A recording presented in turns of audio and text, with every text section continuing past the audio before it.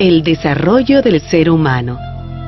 Hace miles de años, en algún lugar del África, empezaron a desarrollarse los primeros seres humanos. Estos hombres y mujeres no eran como somos hoy nosotros, sino que fueron cambiando muy lentamente. Primero, adquirieron una posición erguida. Luego, el pulgar de la mano se convirtió en un dedo que se oponía a los otros. La capacidad craneana aumentó y la mandíbula se achicó. Y así, a lo largo de miles de años, mientras iban cambiando, fueron poblando todo el planeta. Poblando América. Los hombres y mujeres de esa lejana época eran nómades, es decir, se movían de un lugar a otro para buscar su alimento. Así llegaron hasta una parte del Asia que está muy cerca de Norteamérica. Ellos pasaron de un continente a otro por el estrecho de Bering, que por entonces estaba seco. En esa época de intensos fríos, el nivel del agua del mar bajó y ese territorio quedó sin agua, así que entre ambas zonas había tierra. Así, sin darse cuenta, estas pequeñas bandas de seres humanos cruzaron de un continente a otro. Los cazadores perseguían animales como el bisonte de cuernos largos y el mamut lanudo. También había osos polares y renos, y muchos lugares estaban cubiertos de nieve. Años después siguieron su camino al sur, llegando a poblar todo el continente, incluso el territorio de lo que hoy es nuestro Perú. En nuestro territorio, cazadores y recolectores indiscriminados. Las primeras bandas que llegaron a nuestro territorio hace más de 16.000 años eran nómades y vivían de la caza, la recolección y la pesca. Cogían todo lo que servía para alimentarse: plantas, raíces, hojas, gusanos, animales más grandes muertos. Hombres, mujeres y niños trabajaban para poder sobrevivir, y sus instrumentos eran muy simples. Junto a ellos vivían animales como el megaterio americano, el tigre dientes de sable, el venado y el paleolama, que es un antepasado de los guanacos y vicuñas. En la sierra se refugiaron en cuevas como las de Uchumachay y Jayhuamachay. Luego de mucho tiempo de observar y experimentar con su medio ambiente, es decir, con la naturaleza que los rodeaba, los hombres y mujeres comenzaron a conocer mejor a las plantas y a los animales.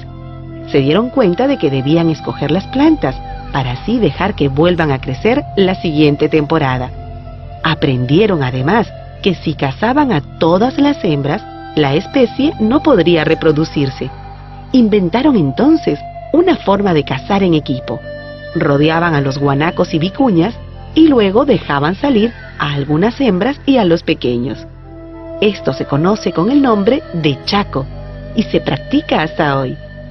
Escenas de este tipo de caza se pueden ver en las paredes de la cueva de Toquepala, en lo que hoy es el departamento de Tacna. La domesticación de animales. Mucho tiempo después, hace más de 5.000 años, la gente de los Andes aprendió a domesticar a los camélidos. Empezaron a criarlos, cuidarlos y alimentarlos, y para hacerlo construyeron corrales. Pero como las vicuñas y los guanacos no se acostumbraban a vivir en corrales, comenzaron a cruzarlos para tener crías diferentes que sí se adaptaran a esas condiciones de vida. Así nacieron las llamas y las alpacas, que son los descendientes de cruces de guanacos y vicuñas. Estos últimos, guanacos y vicuñas, vivieron y viven todavía hoy de manera silvestre. Domesticación de plantas. Al mismo tiempo, en las márgenes de los ríos o cerca de manantiales, la gente comenzó a domesticar algunos vegetales. Al experimentar con las semillas y con las plantas, dieron vida a nuevas variedades que ya no vivían en un medio natural, sino en uno construido por la gente. Probaron qué cantidad de agua necesitaba cada planta.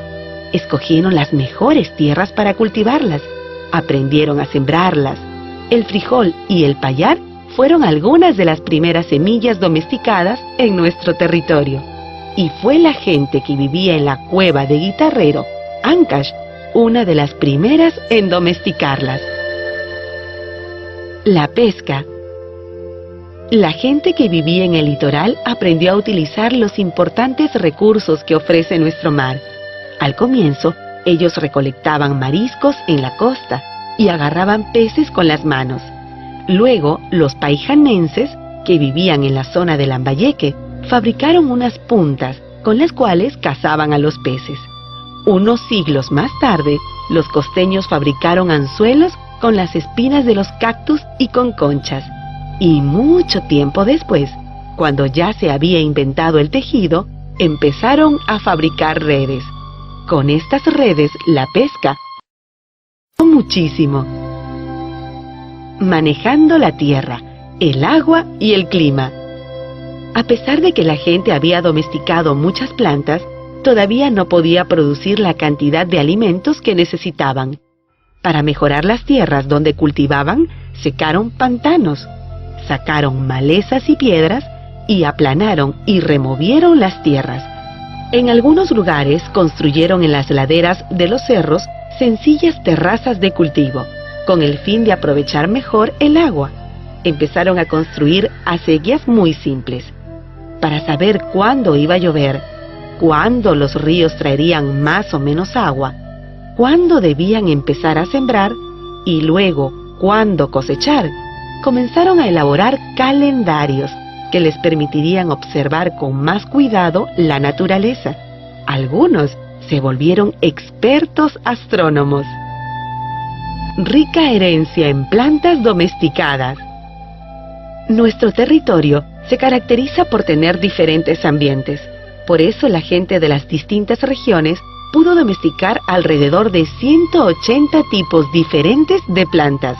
Entre las plantas alimenticias sobresalen la papa, la oca, la mashua, el oyuco, la quinoa, el tarwi, la cañigua, la kiwicha, el yacón, la yuca, el maní, el camote, la calabaza, el ají, el frijol, el payar, el maíz, el tomate, la lúcuma. Además, se domesticó el algodón, que sirvió para la textilería. El algodón, nativo de nuestro territorio, es especial, pues es de color desde el beige claro al marrón oscuro, pasando por el verde almendra. Este tipo de algodón es único en el mundo. Construyendo en la costa. Cuando la gente se volvió sedentaria, comenzó a construir sus casas cerca de sus campos de cultivo. Sus viviendas eran sencillas y estaban hechas de madera, juncos, barro y piedras. Aldeas de esa época son las de Huacaprieta, Culebras y Áspero. Más tarde se construyeron otros edificios que fueron utilizados para realizar ceremonias. Así nacieron los centros ceremoniales, constituidos por pirámides truncas, sin puntas, plazas circulares, terrazas escalonadas y construcciones en forma de U. Estos centros se convirtieron en grandes lugares. Los sacerdotes que allí vivían se especializaron en la observación de los para hacer sus calendarios agrícolas. Caral. Caral es quizá la ciudad más antigua de América. Fue levantada hace más de 4.500 años y está compuesta por un conjunto espectacular de construcciones monumentales. Abarca un gran territorio donde se construyeron alrededor de 30 pirámides truncas, algunas de las cuales miden hasta 20 metros de alto. Los hombres y las mujeres de Caral vivieron no solo de la agricultura, alimentos que provenían del mar. Además, se han encontrado en la zona productos de la sierra y la selva, lo que demuestra que mantuvieron un intercambio con estas regiones. Cotoche. Estos edificios ceremoniales fueron levantados también en otras zonas de nuestro territorio. Destaca por sus construcciones especiales el de Cotoche, en la sierra de Huánuco.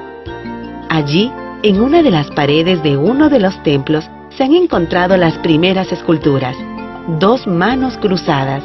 Además, en los templos había un cuarto cerrado que tenía un hueco en el centro, que se conectaba con el exterior por un tubo de ventilación. En ese lugar los pobladores encendían el fogón, fuego que era alimentado por el aire que venía por el tubo.